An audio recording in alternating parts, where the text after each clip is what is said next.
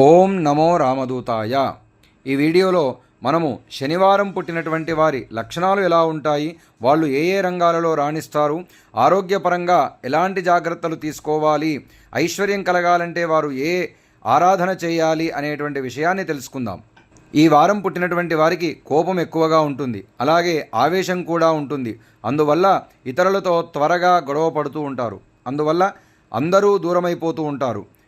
ఒంటరిగా సమయం గడపాల్సిన సమయం ఏర్పడుతుంది. కాబట్టి శనివారం పుట్టినటువంటి వారు ఎవరైనా సరే దూకుడు స్వభావాన్ని తగ్గించుకుంటే చాలా మంచిది. అలాగే ఈ రోజున పుట్టినటువంటి వారికి బరువు బాధ్యతలు కూడా ఎక్కువగా ఉంటాయి. కుటుంబంలోనే కాదు, ఉద్యోగంలో అయినా వ్యాపారంలో అయినా వీరికి బాధ్యతలు ఎక్కువగా. వివాహపరంగా కూడా శనివారం జన్మించినటువంటి వారికి సమస్యలు తలెత్తుతూ ఉంటాయి. అలాగే వీరు వివాహం చేసుకునేప్పుడు గణపొంతన సరిపోయే విధంగా చూసుకొని చేసుకోవాలి, లేకపోతే సమస్యలు ఎదురవుతూ ఉంటాయి. వీరికి సహాయం చేసే గుణం ఎక్కువగా ఉంటుంది. ఎదుటివారికి సహాయం చేయడంలో వీరు ఎప్పుడూ ముందుంటారు అనడంలో ఏమాత్రం సందేహం లేదు.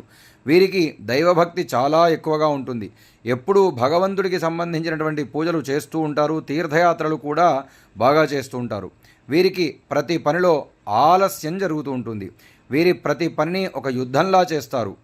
ఈ రోజున పుట్టిన వారికి కనిపించని మొండితనం బాగా ఉంటుంది. ఎదుటి వ్యక్తులు ఎంత ప్రముఖులైనా సరే వారితో గొడవకు దిగడానికి అవకాశం ఉంటుంది. వాళ్ళని ప్రశ్నించేటువంటి మనస్తత్వాన్ని కలిగి ఉంటారు.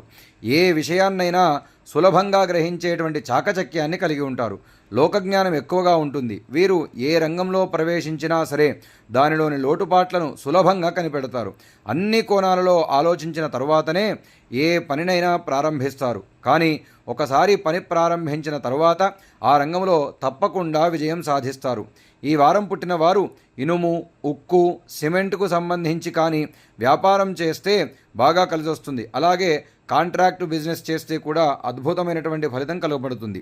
శనివారం జన్మించినటువంటి వారు భూగర్భ శాఖలు, గనులకు సంబంధించినటువంటి విభాగాలలో అదృష్టాన్ని పరీక్షించుకోవచ్చు. వీరిని గ్యాస్ట్రిక్ సమస్యలు, అలాగే అల్సర్ సమస్యలు బాధించే అవకాశాలు ఎక్కువగా ఉంటాయి. వీరికి అష్టైశ్వర్యం కలగాలంటే శనివారానికి అధిపతి అయినటువంటి శనైశ్వరుడు కాబట్టి ఆ శనైశ్వరుడికి లేదా హనుమంతుడికి ఆరాధన చేసుకోవడం ద్వారా వచ్చేటువంటి ఇబ్బందులన్నీ, ఆటంకాలన్నీ కూడా తొలగిపోతాయి. ముఖ్యంగా మందబుద్ధి అనేటువంటిది తొలగిపోయి ఆ హనుమంతుడి అనుగ్రహాన్ని పొందడానికి శనివారము హనుమంత ఆరాధన చేసుకోవాలని తెలియజేస్తూ ఓం నమో రామదూతాయ.